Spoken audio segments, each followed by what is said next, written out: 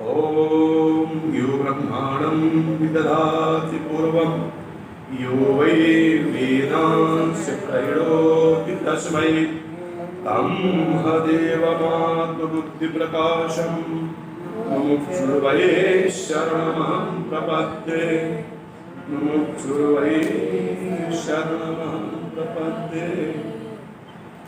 ओम शांति शांति शांति। ओम पूर्णमदः पूर्णमिदं पूर्णात् पूर्णमुदच्यते पूर्णस्य पूर्णमादाय पूर्णमेवावशिष्यते। ओम शांति शांति शांति।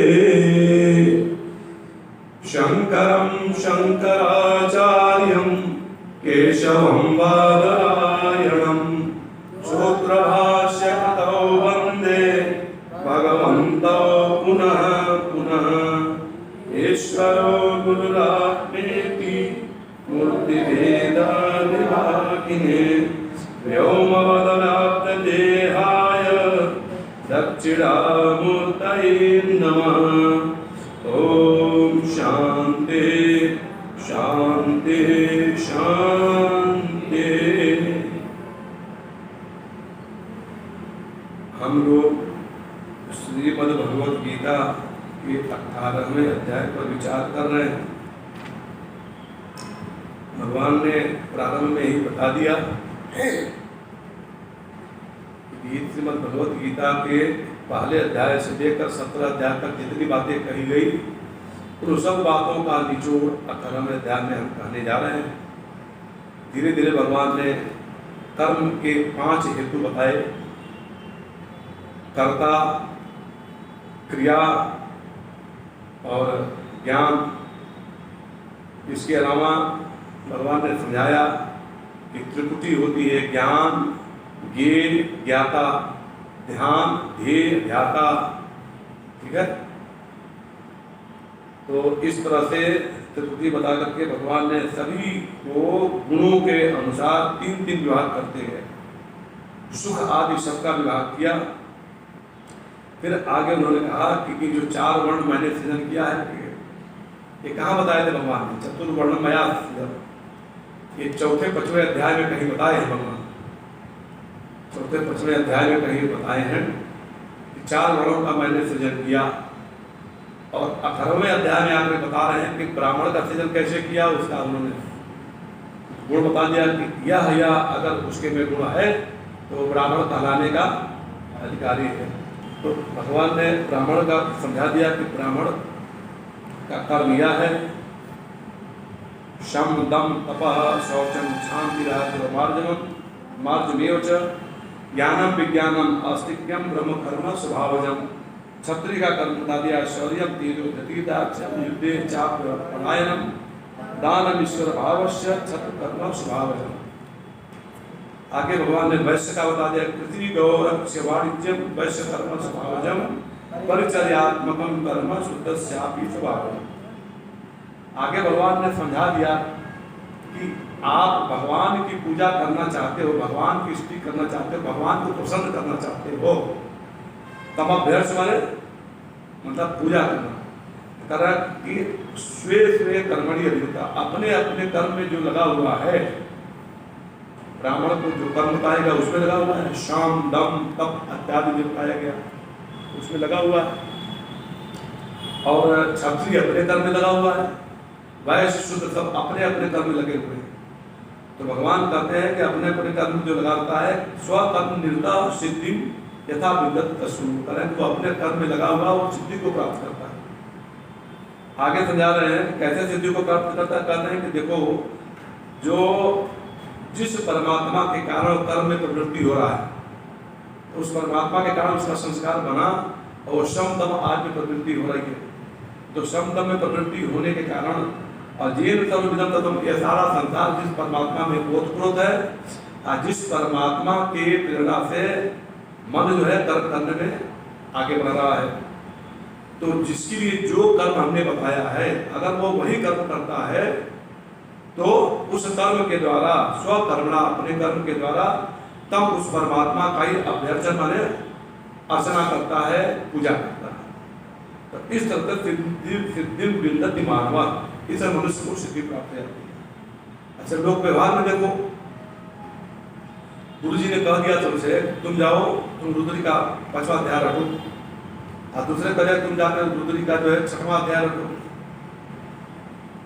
किसी को कह दिया तुम जाकर के व्याकरण ये रट के आओ, किसी को कह दिया तुम जाकर के नीति संग्रह रट के आओ, और सब घाल मेल करने लगे। जाकर उधर वो जो है रुद्री पढ़ रहा है, रुद्री वाला जो है व्याकरण पढ़ रहा है, व्याकरण वाला जो है नीति संग्रह पढ़ रहा है। जब लौट जाओगे तो गुरु पूछे क्या की, गुरु जी हम तो नीति संग्रह याद कर रहे थे। गुरु जी को ऐसा लगेगा। तो इस तरह से जिसको जो कर्म बताया गया उस कर्म को ठीक ठीक करोगे तो हम प्रसन्न होगे कि नहीं होगे? जिस कर्म को गुरु जी ने बताया उसको करोगे तो गुरु जी प्रसन्न होंगे कि नहीं होंगे? है ना? तो जिसके लिए जो कर्म बताया जाता है उस कर्म को करेंगे तो गुरु जी, माता पिता सब प्रसन्न होंगे। तो भगवान उसी को कह रहे हैं कि सारा संसार किसने बनाया? भगवान ने। चारों वर्णों की उत्पत्ति किसने किया? भगवान ने। कानून किसने बनाया? कानून क्या है? जो वेद है वही तो कानून है। वेद में ही तो भगवान ने बताना कि तुम या करो या करो या मत करो या मत करो। तो जो भगवान के बनाए हुए संसार में है, भगवान के बनाए हुए कानून के अनुसार चल रहे हैं, तो भगवान प्रसन्न होंगे कि नहीं होंगे? तो उसी भगवान की प्रसन्नता ही प्राप्ति है। भगवान की प्रसन्नता क्या है? या भाई देश तेन लभ्य, जिसको आप वर्णन कर रहे हो वो प्रसन्न होता है, बस आपको प्राप्त हो जाता है। तो आप अपने कर्मों से जब परमात्मा को प्रसन्न करेंगे तो परमात्मा आपको प्राप्त हो जाएंगे, है ना? तो उसको कहा कि स्वकर्मणा तमभ्यर्चम, अपने कर्म से उसको आप प्रसन्न करिए परमात्मा को। आगे बताया भगवान ने 47 में कि अपने जो आपके लिए, जिसके लिए जो कर्म भगवान ने बताया, ब्राह्मण के लिए, क्षत्रिय के लिए, वैश्य के लिए, शूद्र के लिए, अगर ठीक से नहीं कर्म कर पा रहा है, शम है, दम है, तप है, शौचम है, शांति है, आर्जवम है, ज्ञान विज्ञानम है ना, आस्तिक्यम है, ये तो है। पूरा पूरा भले नहीं कर पा रहे हो लेकिन लगे हुए हो सच्चे मन से, है ना? भगवान उसी को समझा रहे हैं कि अपना कर्म, जो कर्म तुमको बताया गया उसको करो और ठीक से करो। अगर तुम्हारे ठीक मन से करने पर भी ठीक से नहीं हो पा रहा, बिगड़ा गुण रहित भी हो रहा है, तो भी भगवान कर रहे हैं कि वह परम अनुष्ठित धर्म जो है मैं स्वीकार कर लेता हूं। लेकिन अगर तुम दूसरे के अनुष्ठान, दूसरे के धर्म को, दूसरे के कर्म को अनुष्ठान करोगे तो भगवान कहते हैं इससे तुम्हारा पाप बढ़ता है।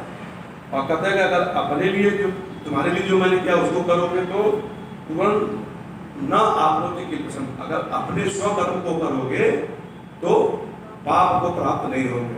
हम पाप को जब प्राप्त नहीं होंगे तो परमात्मा सहज मिल जाएगा। भगवान आगे समझा दिए कि कोई कर्म संसार में ऐसा नहीं जिसमें दोष हो, कोई भी कर्म। विद्या पढ़ाना, विद्या में पढ़ने में भी दोष है नहीं है। इतना देर तक बच्चों पढ़ाते आचार्यों का कमर टेढ़ी हो जाती है ना, बोलते बोलते गला बढ़ जाता है। कोई ऐसा कार्य नहीं है जिसमें परिश्रम नहीं है, जिसमें दोष नहीं है। लेकिन दोष के कारण कार्य को नहीं छोड़ना चाहिए, ठीक है? अगे यही तो तप है। लाभ हानि, जीवन मरण, यश अपयश, सुख दुख, शीत उष्ण, ये सब सहन करना, यही तो तप है ना। इसी का नाम तप है। अब ब्राह्मण के लिए तप शब्द आया है, आया कि नहीं आया? शम दम तपः शौचम शांति राजवेव च ज्ञान विज्ञान आस्तिक्यम ब्रह्म कर्म स्वभावजम, ठीक है? तो अब भगवान ने समझा दिया कि प्रत्येक कार्य में दोष है। जैसे देखो अग्नि कितनी शुद्ध होती है, उसमें भी धुआं नामक दोष रहता ही है। अब आगे भगवान इतना समझाने के बाद अब समझा रहे हैं कि जो सिद्धि प्राप्त हमारे करना चाहता है, अपने कर्मों के द्वारा सिद्धि प्राप्त करता है, उसका लक्षण क्या है ना? जब आप ब्राह्मण के लिए बताया गया कि शम दम तप शौच शांति आर्जवम ज्ञान विज्ञान और आस्तिक्य, इतना धारण करोगे तो परमात्मा का वंदना होने लगेगा। अब भगवान कह रहे हैं कि हमको वही प्राप्त कर सकता है जो यह सब धारण करते हुए। अब मन की स्थिति कैसे बन जाएगी उसकी, अब आगे 49वें श्लोक से भगवान बता रहे हैं। असक्ता बुद्धि सर्वत्र जितात्मा विगत स्पृहः नस्करिणं सिद्धिं परमां संन्यासेनाधिगच्छति। जितात्मा, जितात्मा शब्द कई बार आ चुका है। थोड़ा पीछे हो जाते। जितात्मा शब्द पहले कई बार आता है ना। हाँ, असक्ता सताया नहीं। असक्त का अर्थ शक्ति रहित, शक्ति रहित मतलब कि फल का त्याग करना। असक्त माने फल का त्याग करना, आसक्ति से रहित। आसक्ति से रहित, असक्त तो नहीं बनता है। आसक्ति माने मोह, लगाव। अब भगवान क्या बोल रहे हैं, निर्माण मोह जीतो संग दोष को जीतो। आसक्ति क्या है, संग को बढ़ाती है, मोह को बढ़ाती है।